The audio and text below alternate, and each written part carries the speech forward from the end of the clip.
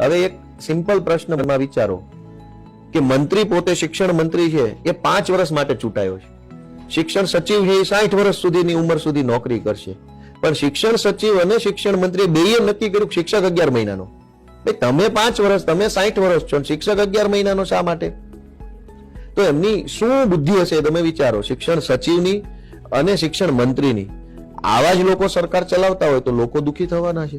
હવે તમે બીજી વસ્તુ સમજો કે 11 મહિનાનો શિક્ષક હોય એ શાળા સારી રીતે કામ કરે, શાળાની શિક્ષણની ગુણવત્તા સુધરે, શાળાનું ઇન્ફ્રાસ્ટ્રક્ચર મેન્ટેન થાય, શાળાની અંદર વાલી, વિદ્યાર્થી અને શિક્ષક વચ્ચેનો એક લાગણીનો સંબંધ બંધાય, એમાં વધુ ધ્યાન આપશે કે 11 મહિના પછી મારો કરાર રિન્યુ થશે કે નહીં થાય, રિન્યુ કરાવવા માટે કયા ભાજપના નેતાની ભલામણ કરવી પડશે, એમાં વધુ ધ્યાન આપશે.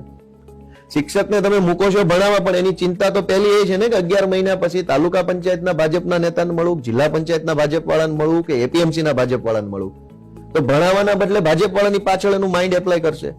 તો એ શિક્ષકના કારણે શાળાને ફાયદો થશે કે નુકસાન થશે?